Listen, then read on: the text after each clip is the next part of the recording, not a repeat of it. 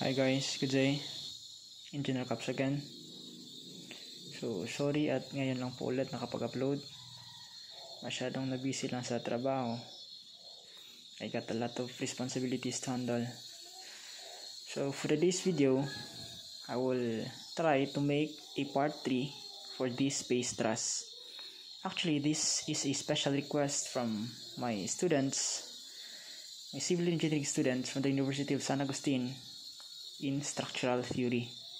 So for those who don't know me yet, by the way, I am a part-time professor of that certain university.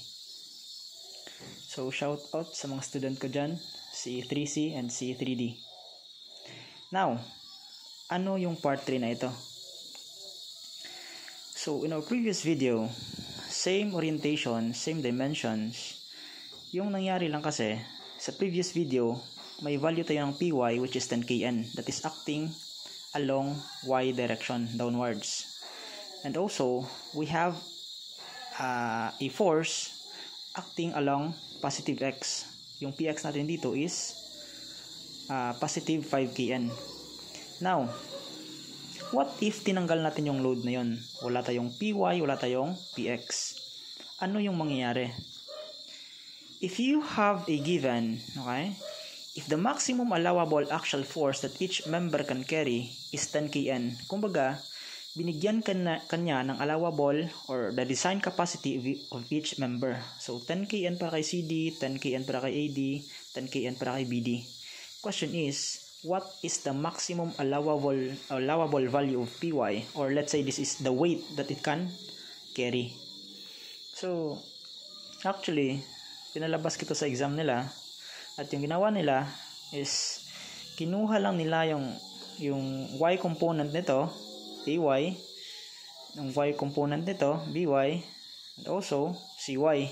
Inequate nila doon sa Py maximum. Then shift solve, they got a value of this P. Somehow, pwede. But, no. Why? Because that could only happen if yung dimension nilang tatlo is the same. Now, what can you notice in here? Actually, yung dimensions yan nila or yung length nilang tatlo is hindi yan magkapareho. So, in short, may isa dyan na unang mafe-fail. Okay? Now, bigyan kita ng 3 seconds para ma-digest mo. Question is, saan dyan yung unang ma-fail? By the way, yung AD mo is just 5.74 pag kinalculate mo ito. This is just the square root of 2 squared plus 2 squared plus 5 squared. Yung BD mo naman is actually 5.83. That is the square root of 3 squared plus 5 squared kasi wala man siyang x component. So the only component that it has is its y and its z. So, 5.83 siya. Ito, 5.74. Ito, 5.83. And lastly, for CD, its length is 6.43. That is the square root of 4 squared plus 5 squared. Wala siyang Z component. So, yung pinakamahaba is si CD at yung pinakamaiksi is si AD. Now, question. Sino dyan kaya yung unang ma-fail? The answer is the shortest. Okay? Yan na yung hint. Why?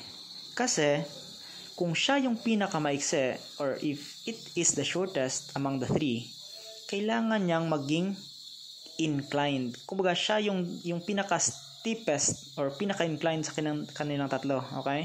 And note guys, that as the member goes steeper, most of the load is siya yung mag-handle. Tandaan nyo yan lagi. Kung sino yung pinaka-inclined or yung pinaka-almost vertical, siya yung mag-handle ng value ng Py or ng weight. Now, if you already modeled on the previous video, okay, yung gin-store mo sa matrix A, yung dimensions nito, okay, yung gawin mo lang, balik ka lang sa matrix, okay? So, shift, matrix. Punta ka dito sa data. Yung matrix A mo actually, andito lahat nakastore ang lahat ng dimensions mo. Okay? What is that? Taran! Actually, yung 0.348 na yan, that is just 2 minus 0. Okay? Divide mo lang sa length niya na 5.74. Yan yung 0.34 na yan. Okay? Actually, minodel na nito natin sa previous video natin. Now, ano lang yung gawin mo? Okay? Ulit, again, pindutin mo, shift matrix, data. Yung edit mo lang dito is yung matrix B, which is dyan nakastore or nakamodel yung loadings mo. 2. Okay? If you can notice, may 5 ka dyan, may negative 10, tsaka 0. Why? Because sa previous video natin, yung px mo dyan is along or acting towards the positive x direction. That is 5. Yung py mo dyan before is acting downwards along y. So, that is negative 10. Now, here in this case, binigyan ka niya ng maximum allowable that each member can carry, or in short, that is the design capacity of the member. You are required then to compute the maximum allowable vertical load, PY or W, na makarry ng system mo.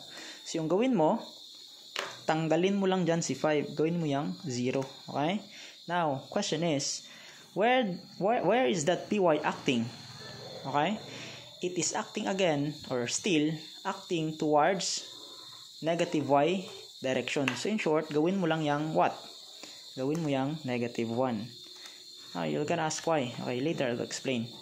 So, sa Z, wala ka namang Z dyan. Okay? So, the only force that acting on the system is the Y or the Y component of the loading. So, 0 din si Z. Now, ano yung mangyayari? Actually, yung mangyayari, eto, yung loading mo na ito, okay? I-multiply mo lang yan siya. Kumbaga, yung loading na ito, nilagyan mo lang yan siya ng negative 1, okay? Para, after mo siyang i-model, lahat ng member mo is naka-express in terms of that PY. Okay? So, yung mangyari, parang ganito siya. Yung matrix A mo,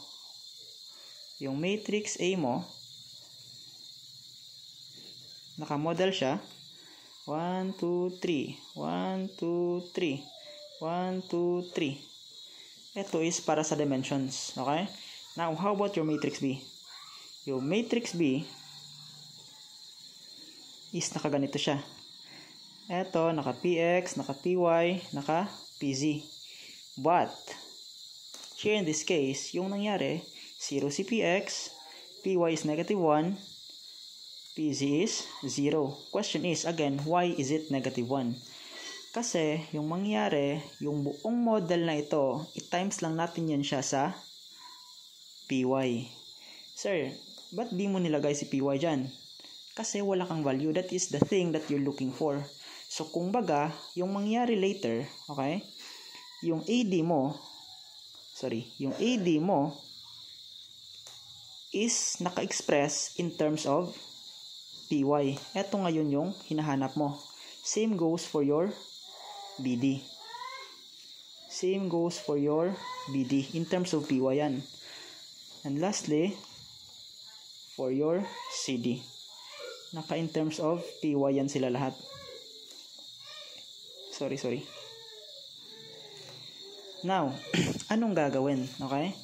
Again, i-modify mo lang yung matrix B mo.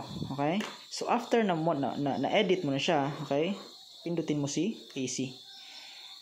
Now, anong gagawin? Shift, matrix, ulit, transpose, put negative before it, shift, matrix, 3 and take its inverse. Raise it to negative 1. Multiply it by matrix B. Yan yung gin-modify mo. Yan yung gin-edit mo. Now, question. Ano kaya yung maging result? Again, yung makikita mong result dito is naka-decimal lahat. And lahat ng yon is naka-express in terms of PY. Yan yung purpose kung ba't gin-negative 1 mo lang yan. Kasi you need to multiply it by PY. Yan ngayon yung hinahanap mo. So, press equals. Taran! So, your AD is naka-negative 0.53. I advise, kunin mo, Mga 3 decimal siguro. Pwede na. So, negative 0.39. That is for BD. Negative 0.359.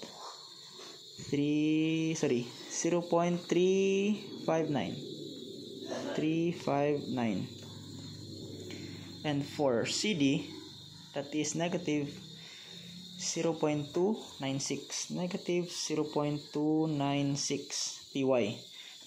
Question ngayon, sino dyan yung unang mag-fail? Or sino dyan yung bigyan mo ng credit? Okay? Tandaan.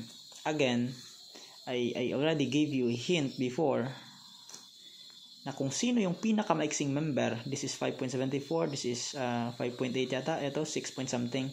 So in short, AD is the shortest. Again, kung sino yung pinakamaiksing member, siya yung unang mag-fail. Why? Again, kasi kailangan niyang maging almost vertical para mag-meet silang tatlo dito. Okay? So kumbaga, siya yung pinaka-steep or pinaka-inclined. Now, tanong, sino dyan sa tatlo yung kunin mo? This is negative 0.53 PY. This is negative 0.359 PY. This is 0.296 PY. Again, sino dyan yung kunin mo?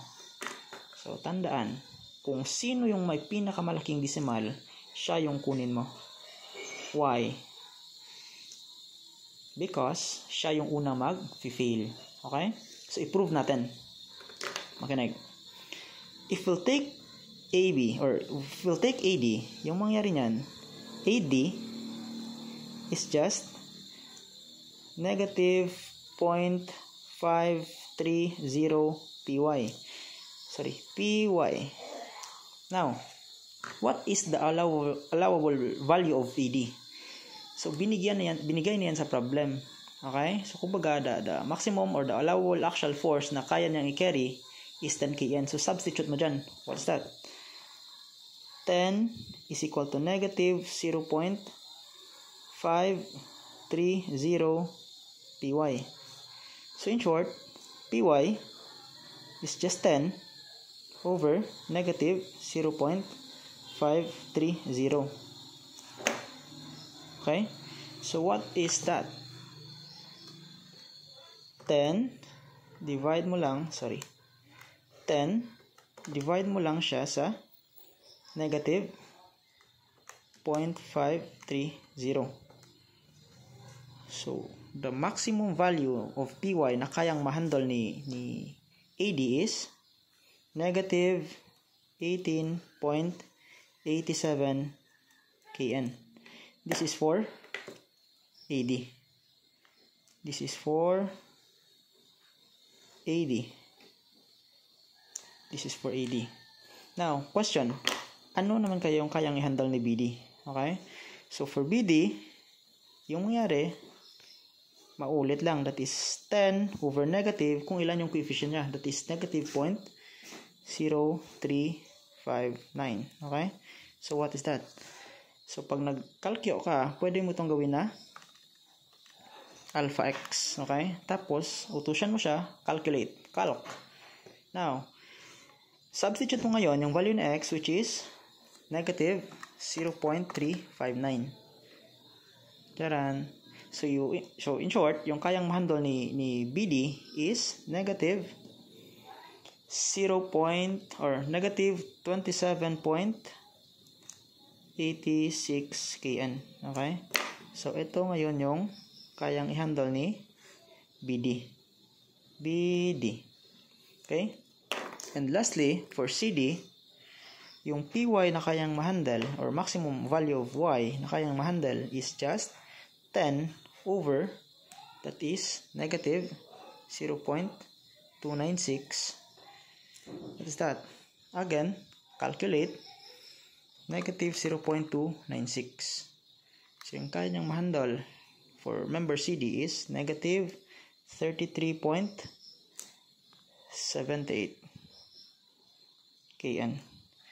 So, ito yung kayang mahandle ni member CD. Now, what can you notice? Yung member na may pinakamalaking coefficient, siya pa ngayon yung may pinakamaliit na maximum value of PY na kayang mahandle.